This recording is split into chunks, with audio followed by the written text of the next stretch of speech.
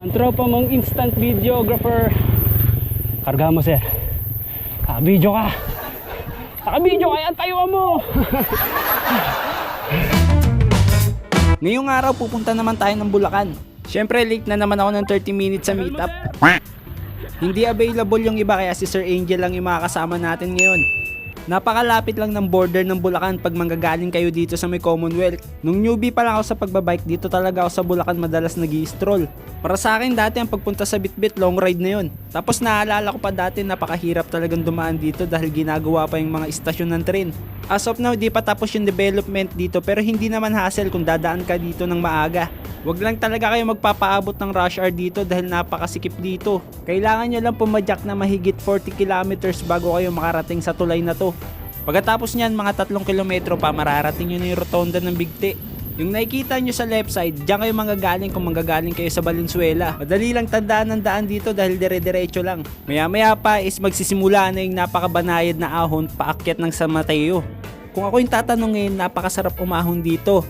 Lalong-lalo na kung saktong-sakto yung PSI ng mga gulong nyo. Mas gumanda pa nga to kumpara dun sa last year na akyat ko dito. Kapag nakita nyo na tong sementeryo na to, ibig sabihin malapit na kayo sa San Mateo. At dahil nga sa sobrang banayad ng ahon dito, nakuha pa namin maglaro at makipaghabulan sa tricycle.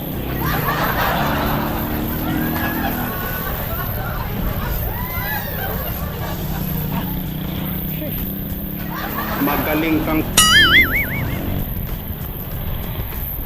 Ilang saglit pa nandito na kami sa may San Mateo.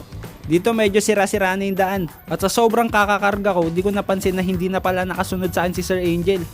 Magkakaroon lang na maiksing ahon dito at nung magsimula na yung lusong, nagpa siya muna akong huminto dito sa may tindahan. At bumili na rin ng tubig. Nung last time kasi nung pumunta ako sa Bitbit, sarado lahat ng tindahan sa baba. Pagkatapos nga yan ay umahon ulit kami. At pag nakita nyo na yung checkpoint dito, na kung tawagin ay Suha Patrol Base. Yan na yung hudyat na magsisimula na yung mahaba at malalalim na lusong pababa ng Bitbit Bridge.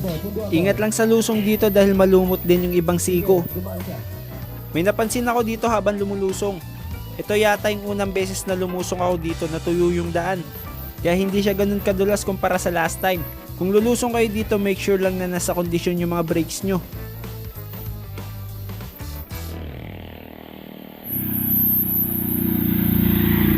Malapit-lapit lang. Hi vlog, welcome to my guys. Ingat-ingat. Welcome to my guys. Sir, nangawit ka rin kaya huminto. Nangawit yung kamay ko kaya huminto kami. Sobrang lalim ng lusong dito.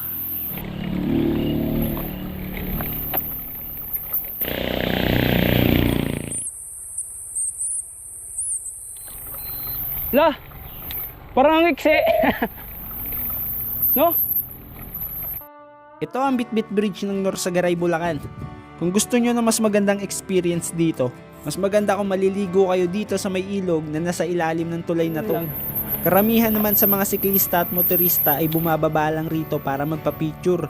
Saka na kami maliligo pag kompleto na kami rito. As of now, pumunta lang talaga kami rito para mag-ensayo. Ilang saglit pa, nagpasya na rin kaming umuwi. Sa pag-uwi namin, dito na talaga magsisimula ang tunay na challenge. Dahil kung gaano kalalim yung linusong namin, ganun din katarik yung aahunin namin. Isa lamang ang Bitbit sa mga magagandang lugar na pwede nyong puntahan dito sa may Bulacan. Naka-video kaya antayuan mo.